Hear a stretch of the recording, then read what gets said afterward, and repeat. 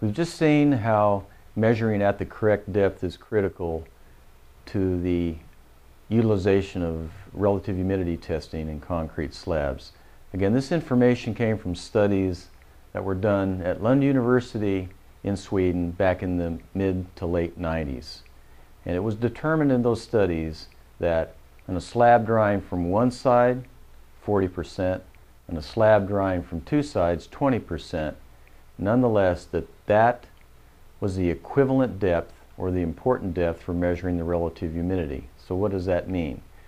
To review, the relative humidity at that depth, 40% or 20%, depending on the slab, that's what the surface of the slab will be eventually when the slab has had a chance to equilibrate, when a floor covering or coating has been placed on top and the moisture vapor can no longer leave.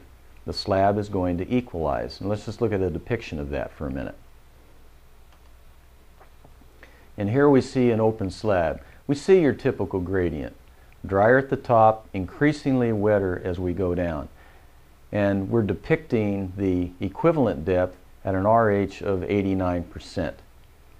So we want to measure at that depth. This is a slab drying from one side, and we wish to measure at 40% of depth, and what we're going to see is 89%. But once a floor covering or coating has been placed on top of that slab, the moisture within that slab is going to equalize throughout the full thickness, and we are going to have a higher relative humidity at the surface of the slab. And that relative humidity may be at dangerous levels. Right now it's not, because that slab has not been topped off with any kind of a covering or a coating. But once we do, and it has time to equalize, what we now see is pretty close to that equivalent depth reading, relative humidity. We're showing 87% or perhaps even higher, which is very close to that 89 that we showed at 40% of depth. And again, that could be a dangerous relative humidity level, but this is what happens in a slab. So again, it's very important that we are measuring only at the equivalent depth and we're not getting some kind of a watered down reading. And here's where one of the major advantages of the Rapid RH comes into play. Let's look at some other methods that use a sleeve and an external probe to try and measure relative humidity. The Rapid RH system does not use a sleeve, but we'll get into that in just a minute. Here's an example of a sleeve. There is no sensor in this. Again, an external sensor of some type is used to actually read down into the environment that's created by a sleeve. And there are many different types. Here's another type of sleeve that will go down in the hole. And here's another form of sleeve here that you'll see. But they all are inserted into the hole. They're trying to create an environment for which an external probe of some type will read the relative humidity. But often they cannot read exactly at that very important equivalent depth. Let's just look at a glaring example of that with this first one that I've grabbed here. You'll see that there are basically horizontal cutouts along almost the full length of this particular sleeve. That's a real problem, and let's look at why.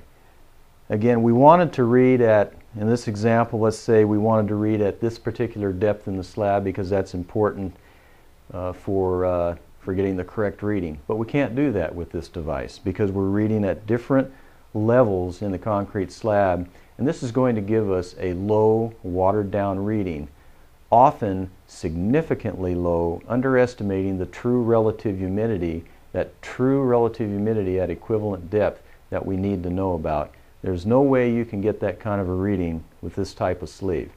So that's a very flawed design. Let's take this one for a minute.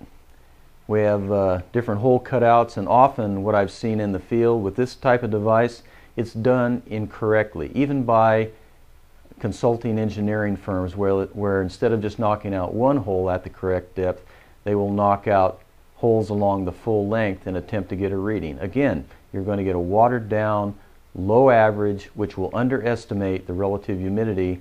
This could lead to a wrong decision of a floor covering or coating being put down.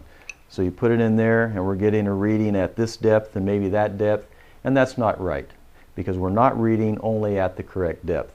And other sleeve designs have similar problems, and the thicker the slab and the deeper the hole, the more the problem can increase. But let's look at the Rapid RH for a minute and why it has a huge advantage over these other methods. The Rapid RH uses what we call a smart sensor, and I'll refer to this as a barrel. It looks like kind of like a little miniature barrel, about 3/4 diameter, about 1.5 inches long. But the sensor, this is a patented design, the actual sensor is embedded in the bottom side of the barrel. So when you insert one of the Rapid RH stay-in-place sensors in a hole, you're inserting it all the way to the bottom of that hole. So no matter what depth you are, this gets inserted to the very bottom. So if it's an 1.75 inch hole, if it's a 4-inch deep hole, it doesn't matter. You're only going to read at that depth. So let's just show a depiction of this. We'll insert it here. It's a very thin piece of concrete. We're reading at about this level here. Even if we have a deep hole and we take it all the way down, we're only reading right here. That's where we want to read. Now, how do we get that reading? Again, the sensor's here, no power, you don't have to worry about that. We get the reading from a reusable device that we call the reader. It has little pogo pins on the underside, and this allows electrical connection and communication between the Rapid RH smart sensor and the reader. The reader will display the relative humidity and the temperature that's being seen by the sensor on the bottom side of this barrel. So let's just look down inside.